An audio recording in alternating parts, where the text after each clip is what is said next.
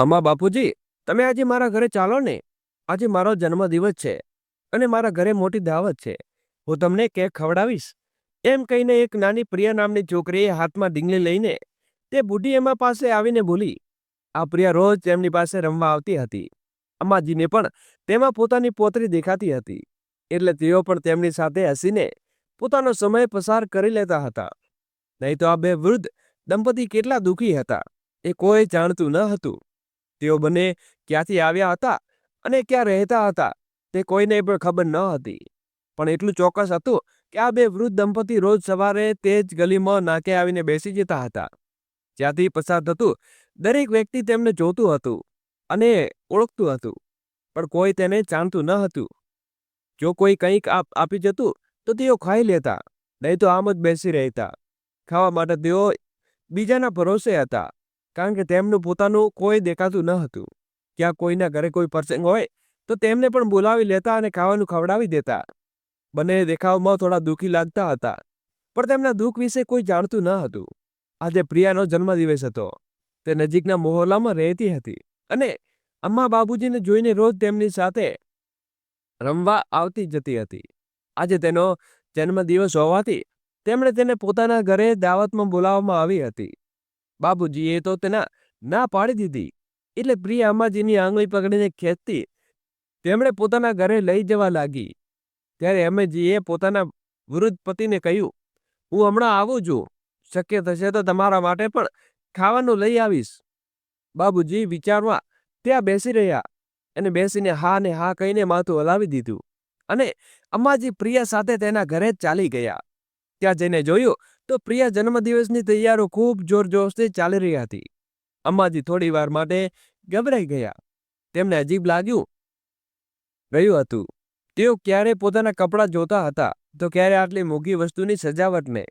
આ બધું જોઈને તેઓ ત્યાંથી પાછા ફરી જવા માંગતા હતા, પણ પ્રિયા તેમને ખેંચીને અંદર લઈ જઈ હતી. તેમની આંખોમાં એક અજીબ ખાલીપો દેખાતો હતો. પણ જેવી જ ઉમદા ખાવાની ખુશ્બુ આવી, તેમની આંખોમાં ચમકી ઉઠી, કારણ કે બંને સવારથી ભૂખ્યા હતા અને આજે તેમને કોઈને ખાવાનું પણ આપ્યું ન હતું. તેઓ અંદર જઈને ડરતા ડરતા એક ખૂણામાં બેસી ગયા. તેમને ડર હતો કે કોઈક તેને આ હાલતમાં જોઈને અપમાનિત કરી અને ભગાડી ન દે. પ્રિયાએ તેમને કહ્યું કે હું મમ્મીને બોલાવી લાવું છું, પણ અમ્માજીને ત્યાં બેસીને લગભગ 1 કલાક થઈ ગયો હતો. તેમ છતાં હજી સુધી કોઈ આવ્યું ન હતું. ઇધર પ્રિયા પોતાની મમ્મી નીલમની આગળ પાછળ ફરી રહી હતી અને કહી રહી હતી, મમ્મી, મેં અમ્માજીને બોલાવી લીધા છે, ચાલો ને આપણી પાસે. તો તેમની મમ્મી નીલમને કહ્યું, બેટા, આટલા બધા કામ છે, તું તેમને હમણાં લઈ આવી? હજુ તો દાવત શરૂ થવાને પણ વાર છે. પણ પ્રિયા તો જીદ પર અડી હતી. એમણે નીલમને જવું પડ્યું. તેમણે જઈને સામે બેઠા અમ્માજીએ જોતા જ કહ્યું, અરે અમ્માજી, આ તો બાળકી છે, એને તો સમજ નથી, પણ તમને તો સમજ છે ને. તમારે હમણાં ના આવવું જોઈએ. ખાવાનું તો હું તમારી પાસે ત્યાં મોકલી આપત. નીલમની વાત સાંભળીને અમ્માજીને હવે ખૂબ શરમ આવવા લાગી હતી. તેઓ ત્યાંથી ઊભા થઈ ગયા અને હાથ જોડીને ત્યાંથી ચાલવા લાગ્યા. ત્યારે નીલમે પાછળથી અવાજ આપીને કહ્યું, અમ્માજી, લ્યો, લઈ જાઓ. નીલમે તેમને એક થેલીમાં થોડા બિસ્કિટ નાખીને આપવા આવી હતી, પણ ત્યાં જ અમ્માજીએ હાથ જોડીને કહ્યું, ના બેટા, આની જરૂર નથી. એમ કહીને તેઓ આગળ વધી ગયા, કારણ કે તેમને હૃદયને ખૂબ ઠેસ પહોંચી હતી, જેનાથી તેઓ ત્યાં રોકાઈ શક્યા નહીં. ત્યારે નીલમ પાછળથી દોડીને આગળ આવી અને માફી માંગવા લાગી. અમ્માજી, માફ કરશો, મેં થોડું વધારે બોલી દીધું. તો અમ્માજીએ કહ્યું, કંઈ વાંધો નહીં બટિયા, તું પહેલી નથી. ઘણા લોકો આવું કહી દે છે.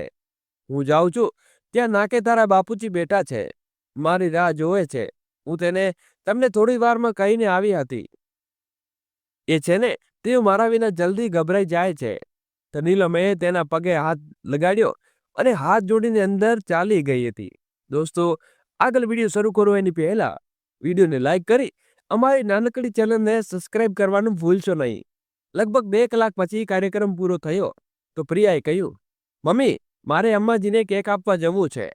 તો નીલમને યાદ આવ્યું, અરે, અમ્માજીએ હજુ સુધી ખાવાનું પણ આપ્યું નથી. તેને ઝડપથી એક પેકેટમાં ખાવાનું ભર્યું અને પ્રિયા સાથે નાકે જવાનું લઈને પહોંચી ગઈ. પણ ત્યાં જોયું તો બાપુજી ત્યાં હાજર ન હતા. નીલમે આશ્ચર્યથી આજુબાજુ જોવા લાગી. અરે, રોજ તો અહીં રહેતા હતા, આજે ક્યાં ચાલ્યા ગયા? તેણે આજુબાજુ જોતા કહ્યું તો દીકરી પ્રિયાએ કહ્યું, હા મમ્મી, સવારે પણ અમારા બાપુજી અહીં જ બેઠા હતા ને. નીલમે ખાવાનું હાથમાં લઈને તેમને શોધતી રહી અને લોકોને પૂછતી રહી. કોઈએ તેમને અહીંથી જવાનું જોયા હશે. હવે નીલમે પોતાના કરેલા પર શરમ આવવા લાગી. તે વિચારવા લાગી કે ક્યાંક મારી વાત તેમને ખરાબ તો નથી લાગી ને, અને તેઓ આ જગ્યા છોડીને ચાલ્યા ગયા હશે. ત્યાં નાકે બેસીને પોતાને કોસવા લાગી. ત્યારે કોઈક આવીને કહ્યું કે બપોરે સામેના ઘરમાં ખાવાને બદલે તેમના બગીચામાં ઝાડુ લગાવવા માટે લઈ ગયા હતા. આ સાંભળીને નીલમને આઘાત લાગ્યો. તેણે વિચાર્યું કે આ તો ખોટી વાત છે. શું એક વખતનું ખાવાનું પણ મફતમાં નથી આપી શકતા? અરે, તેમની હાલત તો કેટલી નબળી છે. આ વિચારતા નીલમ ત્યાં જ પહોંચી ગઈ અને આને તેને ઘરમાં ડોક્યું કરવા લાગી. તે સામે તેને અમ્માજી દેખાયા હતા. તેણે બહારથી અવાજ આપ્યો, અમ્માજી, અમ્માજી, અહીં આવો. અમ્માજી ગેટ પાસે આવીને જોયું તો પ્રિયાને જોઈને બોલ્યા, અરે બેટિયા, અહીં શું કરે છે? તો પ્રિયાએ કહ્યું, અમ્માજી, તમારા માટે કેક લાવી છું. ત્યારે નીલમે કહ્યું, અમ્માજી, હું તમને ત્યાં નાકે શોધી રહી હતી તો કોઈએ અહીંનું સરનામું આપ્યું. તમારા અને બાબુજી માટે જુઓ, આ ખાવાનું લાવી છું. અમ્માજીએ કહ્યું, બેટા, ખાવાનું તો અમે ખાઈ લીધું છે. આ સાંભળીને નીલમે નજર નીચી કરી લીધી. તેને આવું જોતા અમ્માજીએ કહ્યું, અચ્છા લાવ, આપને બેટા, હવે રાતે કોઈની રાહ નહીં જોવી પડે. નીલમ ખુશ થઈ ગઈ અને ઝટપટ ખાવાની થાળી આગળ કરી. અમ્માજીએ જેવી થાળી તરફ નાખી તો તેને રાખેલી ખીર જોઈને બોલી ઉઠ્યા, અરે ખીર, આ તો તમારા બાપુજીને ખૂબ પસંદ છે. રાહ જુઓ, હું તેમને આપીને આવું. એમ કહીને અમ્માજી લંગડતા ચાલતા એક બાજુ જમીન ઉપર બેઠેલા બાપુજી પાસે ગયા અને તેમને ખૂબ પ્રેમથી ખીર ખવડાવવા લાગ્યા. તેઓ પ્રેમ જોઈને નીલમ વિચારવા લાગી કે આ ઉંમરે આટલો નિષ્કળ પ્રેમ કરવો કેટલો મુશ્કેલ છે. પોતાનું શરીર આટલું નબળું હોવા છતાં અમ્માજી પોતાના પતિને કેટલો પ્રેમથી ખવડાવી રહ્યા છે. નીલમ ત્યાં બેસીને તેમની રાહ જોવા લાગી. જેવા અમ્માજી આવ્યા, નીલમે કહ્યું, અમ્માજી, હવે રાતે તમે ક્યાં રહેશો? અમ્માજીએ કહ્યું, બેટિયા, ત્યાં જ જ્યાં રહીએ છીએ, આસમાન નીચે. આ સાંભળીને નીલમના ચહેરા ઉપર આશ્ચર્યમાં ભાવ ઉતરી આવ્યો. તેમણે આસમાન તરફ જોયું. ત્યાં ગાઢ વાદળો ઘેરાઈ રહ્યા હતા. તેમણે કહ્યું, અમ્માજી, હું જાણું છું કે આજે મેં તમારું ખૂબ દિલ દુભાવ્યું, પણ ખરેખર તે સમયે હું ખૂબ મૂંઝવણમાં હતી. મને પણ હવે વરસાદ થવાનો છે. તમે મારી સાથે ચાલો, અમારા ઘરમાં ઘણા ઓરડા છે. અમ્માજીએ ચાલવાની સ્પષ્ટ ના પાડી, પણ જ્યારે પ્રિયાએ રડતા કહ્યું, અમ્મા, ચાલો ને, અહીં ભીંજાઈ જશો. બાપુજીને પણ લઈ ચાલો. તેના આંસુ જોઈને અમ્માજી કહેવાયું નહીં અને તેમણે પોતાના પતિ સાથે લઈને નીલમના ઘરે નીકળી ગયા. તો પ્રિયા ખુશમનોથી ઉછળીને અમ્માજીએ હાથ પકડી ચાલી રહી હતી. ત્યાં બાપુજીએ અમ્માજીને ખભો પકડી અને સહારો લઈને ચાલી રહ્યા હતા. નીલમે બાપુજીને સહારો આપવાનો પ્રયાસ કર્યો, પણ બાપુજીએ અમ્માજીને ખભેથી હાથ ન હટાવ્યો. કદાચ તેમણે અમ્માજીનો સહારો વધુ ભરોસો હતો. બધા ઘરે પહોંચ્યા તો નીલમનો પતિ દિનેશે કહ્યું, અરે નીલમ, તું ક્યાં ચાલી ગઈ હતી? ઘરનું કેટલું કામ પડ્યું છે? ઘરની શું હાલત થઈ ગઈ છે? અને આ કોણ છે? તેમને અહીં કેવી રીતે લઈ આવી? નીલમે કહ્યું, અરે બધું થઈ જશે, તમે ચિંતા ન કરો. આ અમારા બાપુજી બહાર નાકે રહે છે. ખુલ્લામાં રહેતા નથી તો ભીંજાઈ જાત જુઓ. બહાર હળવો હળવો વરસાદ શરૂ થઈ ગયો છે, એટલે હું તેમને અહીં સાથે લઈ આવી. દિનેશે કહ્યું, ચાલો, સારું કર્યું. નીલમ અમ્મા અને બાપુજીને અંદર ઓરડામાં લઈ ગઈ અને તેમણે આરામથી ખાટલા ઉપર બેસાડ્યા. રાતે નીલમ જેવી તેમના માથે દૂધ લઈને આવી, અમ્મા બાપુજીની આંખો ભરાઈ આવી, કારણ કે ઘણા વર્ષોથી તેમણે દૂધ પીધું ન હતું. દૂધ પીધા પછી નીલમ ત્યાં તેમની પાસે બેસી ગઈ ને બોલી, અમ્માજી, જો તમને ખરાબ ન લાગે તો મારે તમારા વિશે જાણવું છે. બાપુજી, મારા તમારો પ્રેમ આજે પણ કેટલો ઉદારપૂર્વક છે. જ્યાં લોકો યુવાનીમાં જ પોતાના લોકોને છોડી દે છે, ત્યાં આધેડ ઉંમરે પણ તમે બાપુજીનો કેટલો સાથ આપી રહ્યા છો. અમ્માજીએ હસીને કહ્યું, અરે, તમે આજકાલના લોકો જ પ્રેમથી લગ્ન થોડા કરો છો. અમે પણ પ્રેમથી લગ્ન કર્યા હતા. આ સાંભળીને નીલમ આશ્ચર્યથી અંબાજી તરફ જોવા લાગી. અંબાજીએ કહ્યું, આશ્ચર્ય ન કર, બહુ મારું નામ રૂકમણી છે અને તમારા બાપુજીનું નામ હવાસિંહ છે. આજે પહેલી વાર કોઈએ અમારા વિશે જાણવા માંગ્યું હતું. અંબાજી પોતાની જાતને રોકી ન શક્યા અને જૂની લાગણીઓમાં વહી ગયા. બેટા, હું પણ ભણવામાં ખૂબ હોશિયાર હતી. અરે હા, આ ભણતરના કારણે જ તમારા બાપુજી મળ્યા હતા. આ સાંભળીને નીલમ આશ્ચર્યથી હસીને બોલી, શું અંબાજી, ભણતરના કારણે? શું તમે પણ ભણેલા લખેલા છો?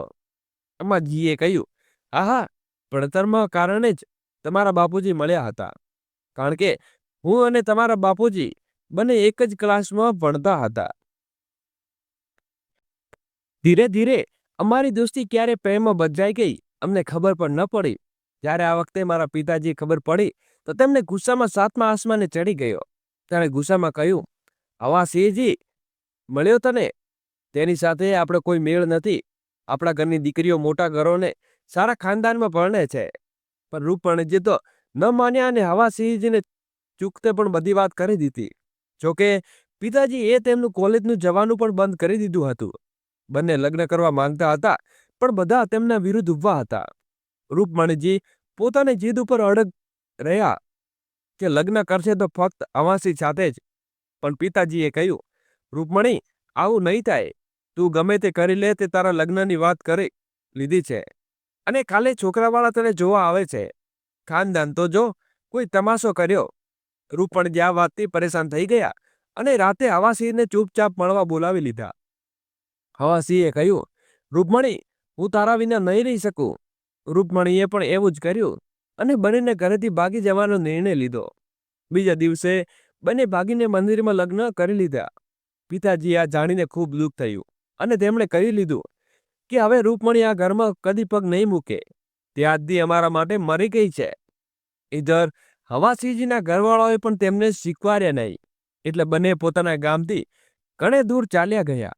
હવાસિંહજી ભણેલા લખેલા હતા, એટલે શહેરમાં જતા તેમને એક કંપનીમાં મેનેજરની નોકરી મળી ગઈ અને રૂકમણી પણ એક ખાનગી શાળામાં શિક્ષિકા તરીકે ભણાવવા લાગ્યા. હવે તેમના ગૃહસ્થી ખૂબ જ ખુશહાલ ચાલી રહી હતી. 2 વર્ષ પછી તેમના ઘરે એક નાનકડી દીકરીનો જન્મ થયો. તેનું નામ તેમની મહક રાખવાતું હતું. મહકના ઉછેરમાં બંને એટલા વ્યસ્ત થઈ ગયા કે ક્યારે મોટી થઈ ગઈ ખબર પણ ન પડી. જેમ જેમ મહક મોટી થવા લાગી, રૂકમણીજી તેના માટે સોનાના ઘરેણાં બનાવવા લાગ્યા, જેથી લગ્ન સમયે કોઈ મુશ્કેલી ન થાય. પણ હવાસિંહે તેના ભણતર પર સંપૂર્ણ ધ્યાન આપ્યું. આ નાનકડા પરિવારમાં મહક આવીને ખુશીનો ભરી દીધી હતી. એક દિવસ રાત થઈ, પણ હવાસિંહ ઘરે ન આવ્યા. જોકે તે દિવસે મહકનો જન્મદિવસ હતો અને બહાર જવાનો કાર્યક્રમ પણ દિવસ અગાઉથી નક્કી થઈ ગયો હતો. જ્યારે મોડી રાત સુધી હવાસિંહજી ન આવ્યા તો રૂકમણીજી પરેશાન થઈને બહાર જઈને ઊભા રહ્યા અને રસ્તો નિહાળવા લાગ્યા. તેમણે હવાસિંહજીના મિત્રને પણ ફોન કરીને પૂછ્યું, પણ તેને કહ્યું તે તો સાંજે જ ઓફિસે ઘરે જવા નીકળી ગયા હતા. હજુ સુધી ઘરે કેમ રીતે ન પહોંચ્યા? આ સાંભળીને રૂકમણીજી વધુ પરેશાન થઈ ગયા અને રાતના 11 વાગે પોલીસ સ્ટેશને પહોંચી ગયા. પોલીસે દિલાસો આપતા કહ્યું, જુઓ, હજુ કાલ સુધી રાહ જોવી પડશે. 24 કલાક પહેલા ગુમ થવાની ફરિયાદ નથી લખાતી. જો પાછા આવી ગયા તો સારું, નહીં તો પોલીસ તમને શોધવા દરેક શક્ય કોશિશ કરશે. બીજા દિવસે પોલીસે રૂકમણીજીને ફોન કરીને કહ્યું કે હવાસિંહજીનું અકસ્માત થયું છે અને તેઓ હોસ્પિટલમાં છે. રૂકમણીજી બેચેનીમાં દીકરીને સાથે હોસ્પિટલને લઈ અને પહોંચી ગયા. ત્યાં પહોંચતા કોઈએ કહ્યું કે તેમની પત્ની છો ને? ઓળખીને હવાસિંહને શરીર ઉપર લઈ જાઓ. આટલું સાંભળતા જ રૂકમણીજીને હોશ ઉડી ગયા અને તેઓ ત્યાં ચક્કર ખાઈને પડી ગયા. મહક પણ ખૂબ સમજદાર હતી, એટલે તેણે ઝડપથી પોતાના પપ્પાના મિત્ર બનવાની ફોન કર્યો અને બનવારી પોતાના પત્ની શાંતિ સાથે આવ્યો. તો ઓળખાણમાં પછી ખબર પડી કે હવાસિંહજી નથી. જેવા રૂકમણીજી હોશમાં આવ્યા તો તેમને ઘરે લઈ આવી ગયા હતા, પણ હવાસિંહજીને ક્યાંય પતો ન લાગ્યો. પોલીસને ખૂબ તપાસ કરી, પણ ક્યાંય ખબર ન પડી. રૂકમણીજી રડતા તડપડતા હવાસિંહજીને અહીં ત્યાં શોધવા રહેતા. હવે જીવનમાં ખૂબ મુશ્કેલી થઈ ગઈ હતી. રાતે રસ્તો નિહાળતા નિહાળતા આંખો થાકી ગઈ હતી, કારણ કે 1 વર્ષ થવા આવ્યું હતું. પોલીસે બધી હોસ્પિટલો ખંખેરી નાખી, પણ ક્યાંય કંઈ ન મળી. આમ જ સમય વીતતો ગયો અને રૂકમણીજી હવાસીની ચિંતામાં બીમાર રહેવા લાગ્યા હતા. મહકનું ભણતર પણ વધુ ન થઈ શક્યું, છતાં રૂકમણીએ જેમ તેમ કરીને તેની 12મી કરાવી દીધી. 3 વર્ષ થઈ ગયા હતા હવાસીની ગાયબ થયાને, પણ હવે રૂકમણીજી દરેક પળે તેમનો રસ્તો જોતા રહેતા. ક્યાંક ને ક્યાંક તેઓ હજી સુધી તેમના આવવાની આશા હતી. મહેક પણ એક નાનકડી નોકરી શરૂ કરી દીધી હતી. એક ડોક્ટર પાસે રિસેપ્શન તરીકે એક કામ કરતી હતી. એક દિવસ મહેક આવીને કહ્યું, માં, મને એક છોકરો પસંદ છે અને હું તેની સાથે લગ્ન કરવા માંગુ છું. રૂકમણીએ કહ્યું, બેટા, પ્રેમ એક તરફથી નથી નિભાવવો, બંને તરફથી નિભાવાય છે. શું તે છોકરો પણ તને પસંદ કરે છે? મહેકે કહ્યું, હા માં, તે પણ મારી સાથે લગ્ન કરવા માંગે છે. રૂકમણીએ વિચાર્યું તો તેમણે પોતે પોતાની પસંદ લગ્ન કર્યા હતા, તો હવે દીકરીને કેવી રીતે રોકી શકે? તેમણે કહ્યું, પણ બેટા, એકવાર હું તેને છોકરાને મળવા માંગુ છું. મહેકે કહ્યું, હા માં, ઠીક છે, હું કાલે તેમને તેની સાથે મળાવીશ. બીજા દિવસે મહેક તેને છોકરાને ઘરે લઈ આવી. તે પણ એક હોસ્પિટલનો મેનેજમેન્ટમાં કામ કરતો હતો. રૂકમણીને છોકરો પસંદ આવી ગયો અને તેમને ઘરવાળાઓને મળીને હા કહી દીધી. થોડા દિવસ પછી બધું ધામધૂમથી નહીં, પણ જે પૈસો અને ઘરેણાં તેમને મહેક માટે ભેગા કર્યા હતા તેનાથી સાદી લગ્ન વિધિ પૂર્ણ થઈ ગઈ. દીકરીના લગ્ન પછી રૂકમણીજી ખૂબ બીમાર રહેવા લાગ્યા. તેઓ એકલા પોતાના માટે ખાવાનું પણ બનાવી શકતા ન હતા. એક દિવસ મહેકે પોતાના પતિ શિવમને કહ્યું, શિવમ, શું હું મારી માને આપણા ઘરે રાખી શકું? તેઓ ખૂબ બીમાર રહે છે. મારી પાસે બસ એક જ માં બચી છે, કે તેમણે પણ ન ગુમાવવું. એમ કહેતા મહેકની આંખો ભરાઈ આવી. શિવમે પણ તેને ના ન પાડી અને હામાં ભરી દીધી. બીજા દિવસે મહેક રૂકમણીજીને પોતાની સાથે લઈ આવી. હવે તે દરેક રાત દિવસ માની સેવા કરવા લાગી. તો માં પણ થોડા સ્વસ્થ થવા લાગ્યા, પણ મહેકની સાસુને થોડા સમય પછી રૂકમણીજીનું દિલ ત્યાં રહેવું ખટકવા લાગ્યું. તે શિવમને કહેવા લાગી, શિવમ, આ બુઢી આખી જિંદગી અહીં રહેશે શું? શિવમે કહ્યું, માં, હું પણ નથી ઈચ્છતો, પણ મહેકની ખુશી માટે કરું છું. તો તેની માએ કહ્યું, જો શિવમ, જો આને અહીં રાખવી હોય તો તેની પાસે જે સોનાના ઘરેણાં છે તે કોઈ રીતે કઢાવી લે, તેનાથી આપણે મોટું ઘર બનાવી શકીએ. તેની પાસે ભારે ભારે સોનાના ઘરેણાં છે. શિવમે પણ હા ભરી દીધી અને જઈને મહેકને કહ્યું, મહેક, માં આટલું સોનું પોતાની પાસે રાખીને કેવી રીતે ચેનથી રહે છે? અરે, કાલે ક્યાંક ચોરી થઈ ગયું તો દોસ્ત પણ આપણા સાથે આવશે, એટલે તું તેને મારી સાથે સુરક્ષિત રાખી લે. મહેકે પણ આ વાતની સાચી લાગી. તેને કહ્યું, ઠીક છે શિવમ, હું કાલે જ માને ઘરેણાં લઈને મારી પાસે રાખીશ. બિચારીને શું ખબર હતી કે આ બંને મા દીકરાની બાજીચાલ છે. બીજા દિવસે તેમણે માને સમજાવ્યું કે ઘરેણાં પોતાની પાસે રાખી લીધા. પણ 6 મહિના પણ થયા ન હતા કે બધા ઘરેણાં એક એક ચોરી થઈ ગયા. આ જોઈને મહેકના પગ નીચેથી જમીન સરકી ગઈ. તેણે ડરતા ડરતા માને જણાવ્યું તો રૂકમણીજીએ કહ્યું, બેટા, મારી પાસે તો મારા પિતાજીએ એ જ એક આખરી નિશાની હતી. તારા પિતાજીએ મારા માટે કેટલા પ્રેમથી મહેનત કરીને નડાવ્યા હતા, અને જ્યારે તેઓ મળશે તો તેમને પણ શું જવાબ આપીશ? હું તેમની નિશાની પણ સાચવી ન શકી. ત્યારે શિવમે કહ્યું, વળી માજી, તમારા ઘરેણાં તો ફક્ત મહેકને જ ખબર હતી, અમને તો ખબર જ ન હતી કે ક્યાં રાખ્યા છે. આ સાંભળીને મહેક રડવા લાગીને બોલી, માં, હું મહેનત કરીને તમારા ઘરેણાં ફરી બનાવી આપીશ.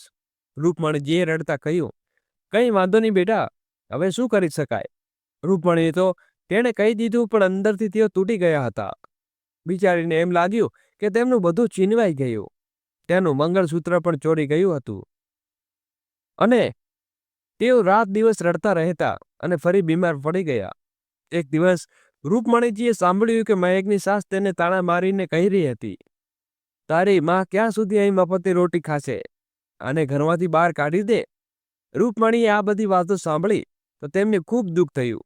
તેમની દીકરી ચૂપચાપ ઊભી થઈને સાસુને આ તાણા સાંભળી રહી હતી. તે રૂકમણીજીને ગવારું ન થયું તો તેઓ વિચારવા લાગ્યા કે મારા આવવાની પહેલા જ મારી દીકરી આરામથી રહેતી હતી, એટલે તેણે નક્કી કરી લીધું કે આજે આ ઘર છોડીને ચાલી જશે. થોડી વાર પછી રૂકમણીજી કોઈને કયા વિના ઘરેથી નીકળી ગયા.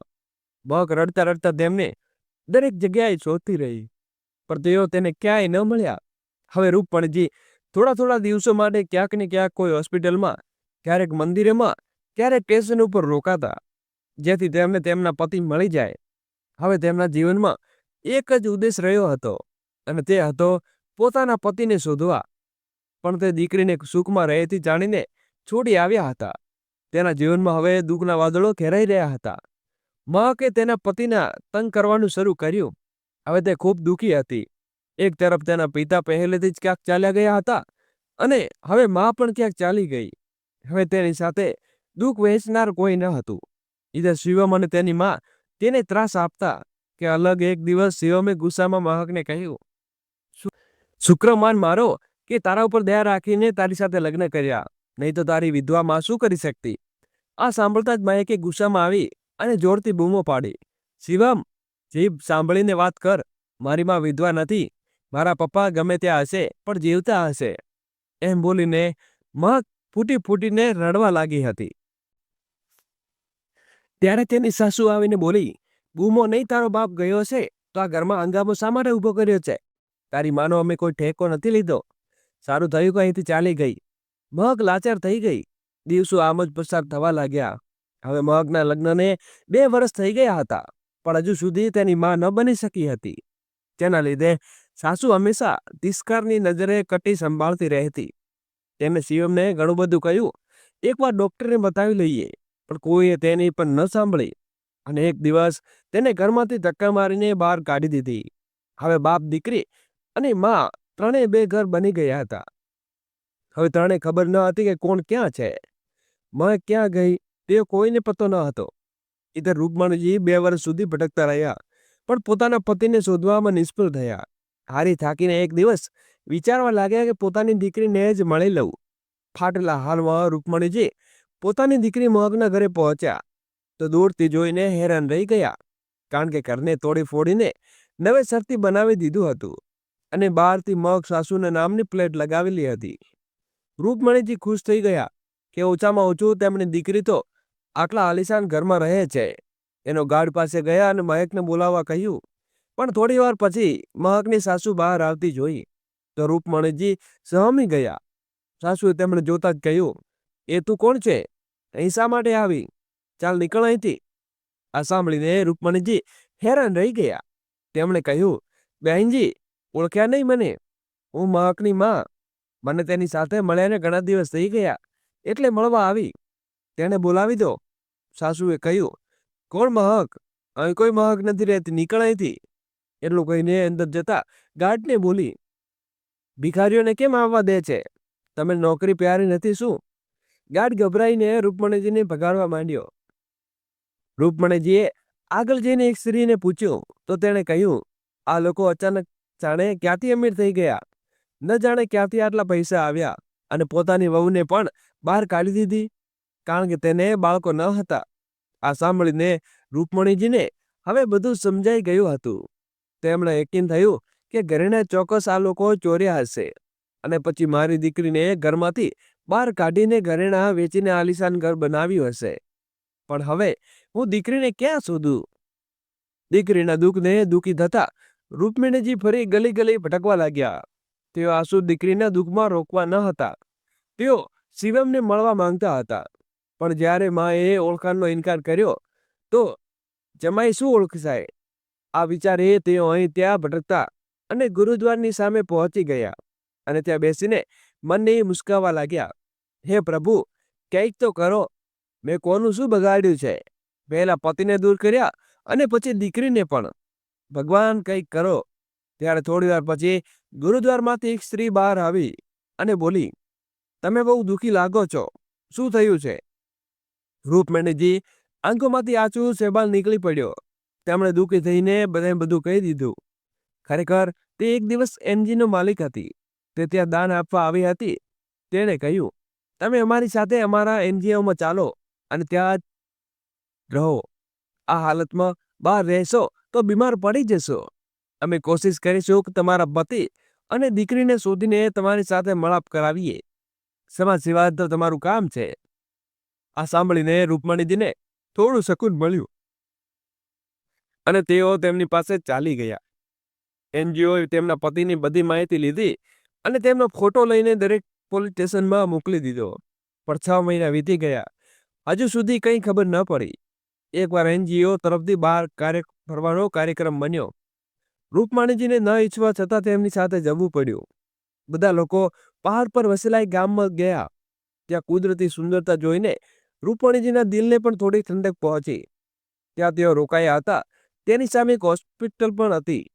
ત્યાં રૂકમણીજી જોયું તો હોસ્પિટલમાંથી એક માણસ વ્હીલચેર ઉપર એક વૃદ્ધ લઈને જઈ રહ્યો છે. મોટી થયેલી દાઢીમાં પણ તે રૂકમણીજીને કંઈક ઓળખીતું લાગ્યું. એટલે તેઓ કંઈ કે ગયા વિના તેની તરફ ચાલી ગયા. નજીકમાં જઈને તે વ્યક્તિને રોક્યો અને એકને વ્હીલચેર પર બેઠેલા વ્યક્તિને ધ્યાનથી જોવા લાગ્યા. પછી કંપતા ઓટે બોલ્યા, આવા સિંહ? વ્હીલચેરમાં બેઠેલો તે વ્યક્તિ ઉપર નજર ઉઠાવીને જોયું અને તેમને જોતા જ રડી પડ્યો. રૂકમણી પોતાનું નામ સાંભળતા જ રૂકમણી તુરંત તેમના ઘૂંટણ પાસે બેસી ગયા અને રડતા બોલ્યા, ક્યાં ગયા હતા તમે આટલા વખત? મેં તમને ક્યાં ક્યાં નથી શોધ્યા. દરેક ગલી, ચોરસ, હોસ્પિટલ અને સ્ટેશન ઉપર બસ તમને પાગલોની જેમ શોધતી રહી. તમારા માટે કેટલું રડી છું. તમારા વિના એક એક દિવસ મેં કેટલા રીતે વિતાવ્યો તે હું જ જાણું. પાસે ઉભેલા વ્યક્તિએ કહ્યું, તમે આના કોણ છો? રૂકમણીજીએ કહ્યું, હું આની પત્ની છું. પણ અહીં કેવી રીતે આવ્યા? તે વ્યક્તિએ કહ્યું, બહેનજી, આ એક બીજા શહેરમાં હતા જ્યાં આનું અકસ્માત થયું હતું. તે વખતે હું તે શહેરમાં નોકરી કરતો હતો અને માથામાં ઈજા થઈ હતી અને ડૉક્ટરે આને બીજી હોસ્પિટલમાં રિફર કરવા હતા. એ જ આને ડૉક્ટર પાસે લઈ જવાતું હતું તો સાંભળી મારે જ કરવાની હતી. મેં આને લઈ જઈને બીજી હોસ્પિટલમાં બતાવ્યું તો આ ઠીક થઈ ગયા, પણ આની યાદશક્તિ ચાલી ગઈ. આને કંઈ યાદ ન હતું.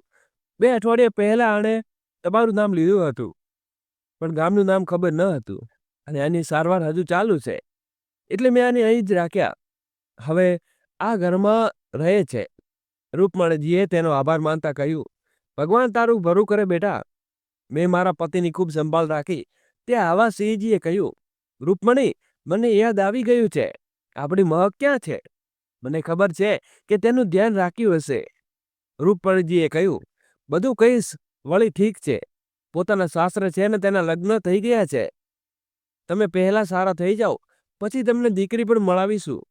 2 મહિના સુધી રૂકમણીજીએ તેમને કંઈ ન કહ્યું, પણ ધીમે ધીમે મહેકની બધી વાતો ચાલી દીધી.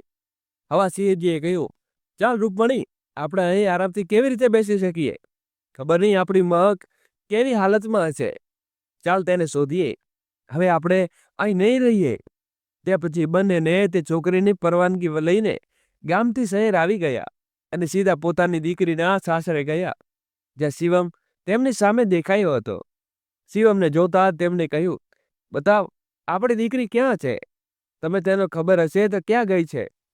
શિવમે બૂમ પાડીને કહ્યું, આ બાજ માટે આપણા ઘરમાં જગ્યા ન હતી એટલે તમે મને ધક્કો મારીને ઘરમાંથી બહાર કાઢી દીધી. હવે અમને ખબર નથી તે ક્યાં ગઈ. કદાચ ભીખ માંગીને ખાતી હશે. જઈને ક્યાંક શોધી લો. એમ કહીને તે ગુસ્સામાં પગ ફટકતો અંદર ચાલ્યો ગયો. બંને વૃદ્ધ દંપતી આંખોમાં આંસુ લઈને ત્યાંથી પાછા ચાલ્યા ગયા. ત્યારે પાછળથી ગાર્ડ આવીને કહ્યું, માજી, તમારી દીકરી અમરપુરા ગામનું નામ લઈ રહી હતી. તે કદાચ ત્યાં મળી શકે, કારણ કે તેમને યાદ કરતી હતી અને ગામનું નામ લઈને જતી હતી. ખરેખર આ ગામમાં રૂકમણીજીને પિતાનું ગામ હતું. આ સાંભળીને તેઓ હેરાન થઈ ગયા, કારણ કે તેમને ખબર હતી કે પિતાજી તો રહ્યા નથી અને ગામમાં કોઈ મળવાનું હતું જ નહીં. તેઓ પોતાના માતા પિતા એકમાત્ર સંતાન હતા અને પિતાજીએ પોતાનું બધું પોતાના ભાઈના નામે કરી દીધું હતું. આ બધું વિચારતા રૂકમણીજી પોતાના પતિ હવા સિંહજીને લઈને પોતાના ગામે પહોંચી ગયા. આટલા વર્ષો પછી પોતાના ગામને જોઈને રૂકમણીજીની આંખો ભરાઈ આવી. પણ આટલા વર્ષોમાં ગામ ઘણું બધું બદલાઈ ગયું હતું. આલિશાન મકાનોની ગામમાં હવે ગણતરી ન હતી. કાચા પાકા મકાનો જોવા ન મળ્યા. હવા સિંહજી પણ ગામમાં પાછા આવીને ખુશ થયા, પણ તેમને પણ કોઈને ઓળખ્યા નહીં. થોડા દિવસો સુધી અહીં ત્યાં ફરીને પોતાની દીકરીને શોધતા રહ્યા, પણ આમાં આખા ગામમાં જોયા પછી તેઓ રોજ આને કે બાને બેસવા લાગ્યા. હવે ગામમાં નવા લોકો દેખાતા હતા એટલે રૂકમણીજી નિશ્ચિતપણે ત્યાં બેસી રહેતા. અહીં સુધી કે વાર્તા સંભળાવીને રૂકમણીજી ચૂપ થઈ ગયા અને પોતાના આંસુ લૂછવા લાગ્યા. ત્યારે નીલમે તેનો હાથ પકડીને કહ્યું, અમ્માજી, એટલે આ તમારું ગામ છે. તમે ગામમાં તમારો દર ભટકી રહ્યા છો. અમ્માજીએ આમાં ગરદન હલાવી. અમ્માજી, અમે તમારી દીકરીને શોધવા તમારી સંપૂર્ણ મદદ કરીશું, નીલમે કહ્યું. તો રૂકમણીજી મુસ્કરાવા લાગ્યા. નિમલાના પતિ દિનેશ ખરેખર પોલીસમાં સિનિયર ઇન્સ્પેક્ટર હતા. નીલમે જઈને પોતાના પતિની બધી વાત કહી તો તેણે પણ આ સાંભળીને ખૂબ દુઃખ થયું. તેણે કહ્યું, અમ્માજી, પાસેથી દીકરીનો ફોટો લઈ આવ, તને શોધી લઈ લઈશું. નીલમે બીજા દિવસે જ અમ્માજી પાસેથી મગનો ફોટો માંગ્યો તો રૂકમણીજીએ તેને ફોટો આપી દીધો. તેણે ફોટો લઈ જેવો પોતાના પતિ દિનેશને બતાવ્યો તે ખૂબ આશ્ચર્યચકિત થઈ ગયો. ફોટો જોતા જ તેણે કહ્યું, શું આ છોકરી અમ્માજીની દીકરી છે? અરે, આ તો થોડા દિવસ પહેલા ટ્રેનિંગમાં દેખાઈ હતી. મહિલા પોલીસની ટ્રેનિંગ ચાલી રહી હતી. એક દિવસ ટ્રેનિંગ પાસે મારે પણ ટીમ સાથે જવાનું હતું. મારી ફરજ હતી ત્યાં. આણે તો ગજબની ટ્રેનિંગ કરી હતી. બધા જોઈને હેરાન થઈ ગયા હતા. હું તો ભૂલી જ ગયો હતો, પણ આણે કહ્યું હતું કે તે ખોટા લોકોને સબક શીખવવા અને માતા પિતાને શોધવા માટે પોલીસની નોકરી કરવા માંગે છે. આવા અલગ જવાબ દરેક ઉમેદવાર આપતા નથી. હું આનો કાલે પતો કઢાવું છું. આ સાંભળીને નીલમની ખુશીનો કોઈ પાર ન રહ્યો. તેણે અમ્માજીને આ વાત હજુ પણ ન કહી અને પતિના જવાબની રાહ જોવા લાગી. 2 દિવસ પછી સાંજે નીલમ અમ્માને અને બાબુજીને ચા આપવા તેના ઓરડામાં ગઈ હતી. ત્યાં બહારથી અવાજ આવ્યો, નીલમ, જલ્દી બહાર આવ. અમ્માએ બાપુજીને લઈ આવી. બધા ઝડપથી બહાર આવ્યા. સામે જોયું તો દિનેશ બધાને જોઈને મુસ્કરાઈ રહ્યો હતો. બધા આશ્ચર્યથી તેને જોવા લાગ્યા. કોઈને કંઈ સમજાતું ન હતું કે શું થયું છે. ત્યારે નીલમે કહ્યું, અરે શું થયું? કંઈ કહેશો ને, બસ હસતા જ રહેશો. દિનેશે દરવાજાની બહાર ડોક્યું કરી કોઈક ઈશારો કર્યો તો એક પડછાયો દેખાયો. અંદર આવતા જ પોતાની દીકરી મકને સામે જોતા રૂકમણીજીને આવાસિંહજીની ખુશીનો કોઈ પાર ન રહ્યો. બંને રડતા રડતા પોતાની દીકરીને વળગી પડ્યા. આટલા વર્ષો પછી આજે તે પોતાના માતા પિતાને મળી હતી. નીલમ અને દિનેશની આંખોમાં પણ ખુશીનો આંસુ આવી ગયા હતા. મહેકે તેમની પાસે બધું પૂછ્યું અને બોલી, માં, હવે તમે ચિંતા ન કરો. હવે તમારી દીકરી તમારી સાથે છે. બસ મારી ટ્રેનિંગ પૂરી થવા દો. પછી સાસરીએ સારો સબક શીખવાડીશ. 1 વર્ષ પછી મહક એક સારી શહેરની ડીવાયએસપી બની ગઈ હતી અને સીધી પોતાના સાસરે ગિરફ્તારનું વોરંટ લઈને પહોંચી. તેણે ડીએસપીના રૂમમાં જોતા તેની સાસુના પગ નીચેથી જમીન ખસી ગઈ.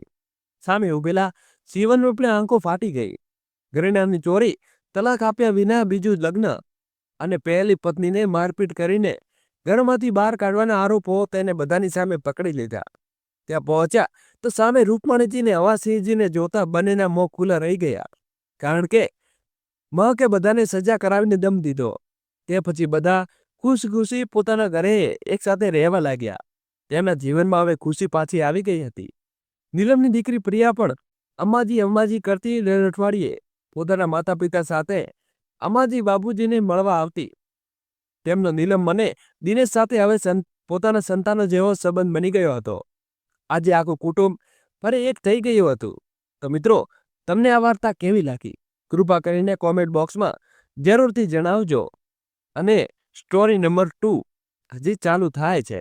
દોસ્તો, એની પહેલા વિડીયોને લાઈક કરી અમારી ચેનલને સબસ્ક્રાઈબ કરી દેજો અને વિડીયોને છેલ્લે સુધી નિહાળવા વિનંતી છે. સવિતા તેના માતા પિતાની એકમાત્ર દીકરી હતી. તેના પિતા મહેશજી એક ખાનગી શાળામાં શિક્ષક હતા અને તેમણે પોતાની દીકરીને ઉચ્ચ સ્તરે ભણાવતી હતી. સવિતાનું બીએડ પૂર્ણ થયા બાદ તેના પિતાએ તેને સરકારી શિક્ષિકા તૈયારી માટે કોચિંગ સેન્ટરમાં મોકલવાનું શરૂ કર્યું. સવિતા ખૂબ મહેનત અને લગનથી અભ્યાસ કરવા લાગી અને એક દિવસ તેની મહેનત અને ભગવાનની કૃપાથી તેને સરકારી શિક્ષક બની ગઈ. તે દિવસે તેનું પરિણામ આવ્યું. તે દિવસથી તેના માતા પિતા ખુશીથી ફૂલો ન સમાયા. આખરે અમારી દીકરી પોતાનું અને અમારું સપના પૂરું કરી બતાવ્યું.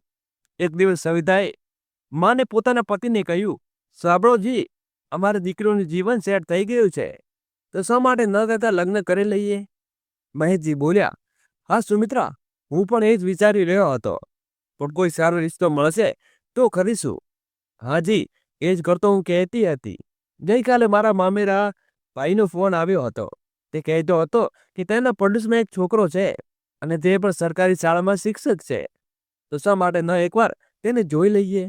હા ઠીક છે, કાલે જઈશું. બીજા દિવસે મહેશજી પોતાના સંબંધો સાથે તે છોકરાને જોવા લાગ્યા. છોકરાનું નામ સામેર હતું. દેખાવમાં પણ ખૂબ સારો હતો અને સારા ઘરનો હતો. મહેશજીએ છોકરો પસંદ આવી ગયો. તેમણે સોમેશાના માતા પિતા સાથે વાત કરીને લગ્નની વાત આગળ વધારી. 2 દિવસ પછી સામેશાએ માતા પિતાને પોતાના દીકરા સાથે સવિતાને જોવા આવ્યા. સવિતાએ જોતા જ પહેલી નજરે પસંદ આવી અને પંડિતજી સાથે વાત કરીને લગ્નની તારીખ નક્કી કરી લીધી. 2 મહિના બાદ મહેશજીએ ધૂમધામથી લગ્ન કરીને પોતાની દીકરીને વિદાય કરી. સવિતાના લગ્ન પછી પોતાના સાસરે પહોંચી તો બધા લોકો ખૂબ પ્રેમથી તેની સાથે વર્તન કરતા હતા. હવે સવિતા અને સામેશ બંને પોતાનું લગ્ન જીવન ખૂબ સારી રીતે વિતાવવા લાગ્યા. સામેશ શિક્ષકની સાથે સાથે આઈએએસની પરીક્ષાની તૈયારી કરતો હતો. લગ્નના 6 મહિના બાદ તેને આઈએએસ પરીક્ષાનું પાસ કરી લીધી અને હવે સરકારી શિક્ષકમાંથી આઈએએસ અધિકારી બની ગયો. સરકાર તરફથી હવે તેને સરકારી ગાર્ડ અને ડ્રાઈવર મળ્યો. પૈસાની પણ હવે તેમની પાસે કોઈ કમી ન હતી.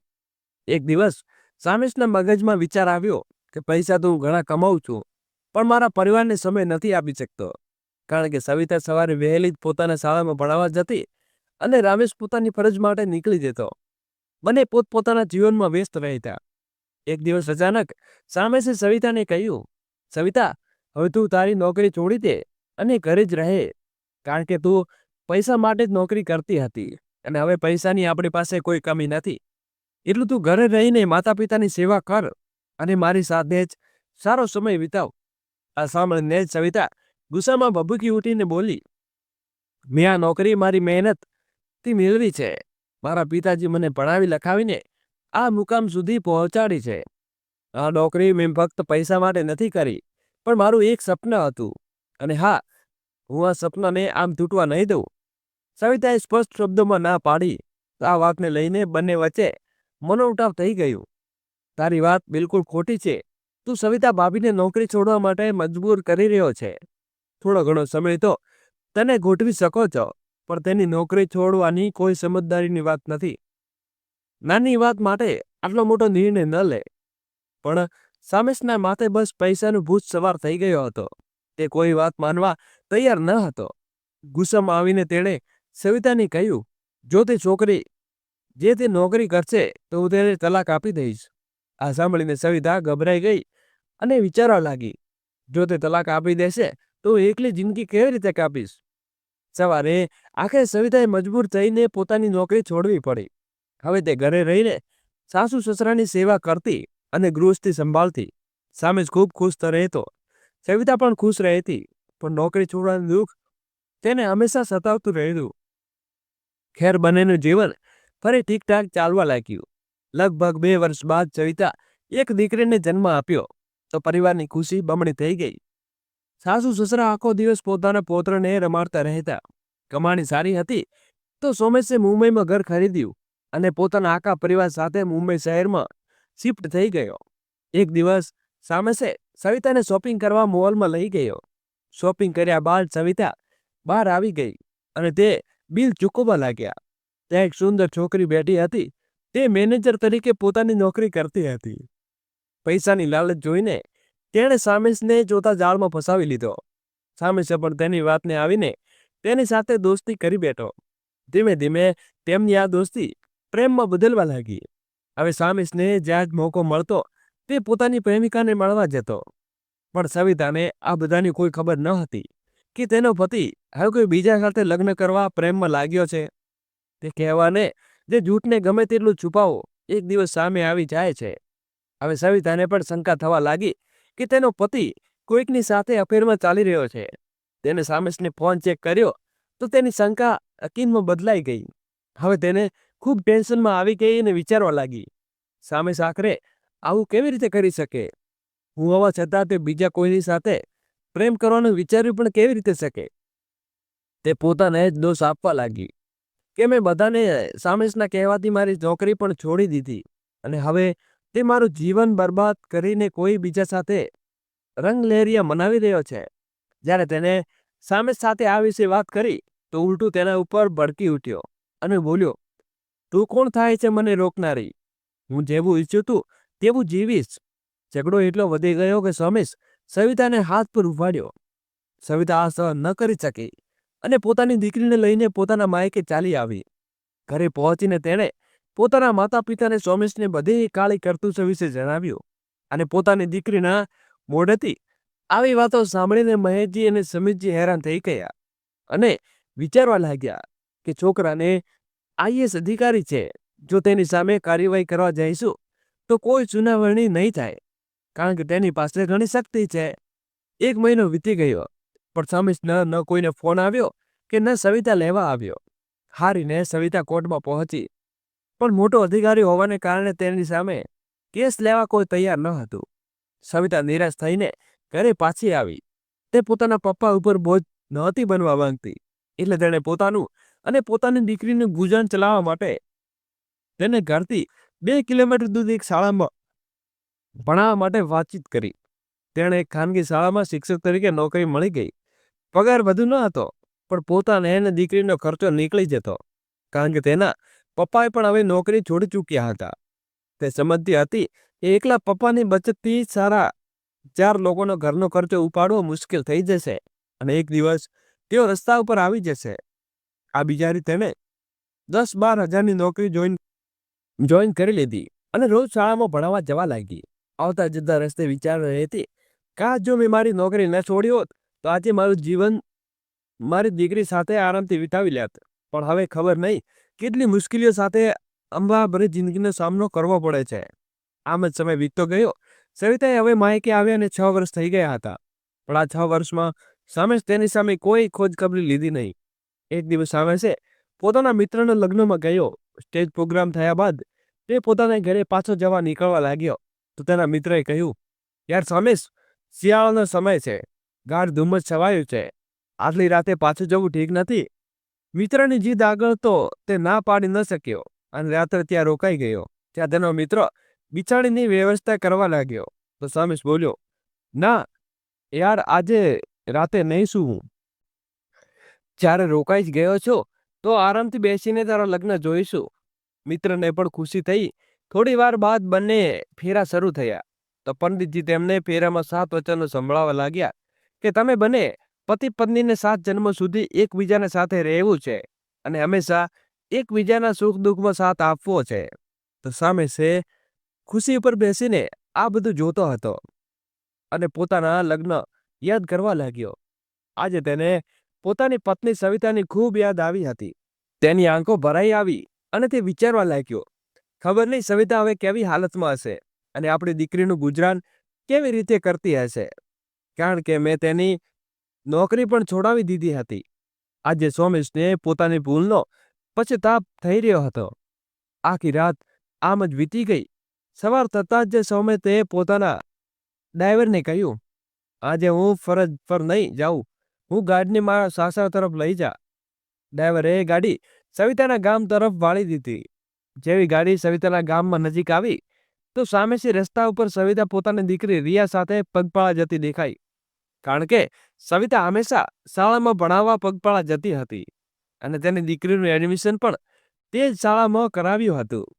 શાળા વધુ દૂર ન હતી પણ ઘરથી 2 કિલોમીટરના અંતરે હતી, એટલે મા દીકરી પગપાળા જતા. સમીશે સવિતા પાસે આવતા જ ગાડી રોકાવી અને ગાડીમાંથી ઉતરીને બહાર આવ્યો. પોતાની દીકરીને જોતા જ તેની આંખો ભરાઈ આવી.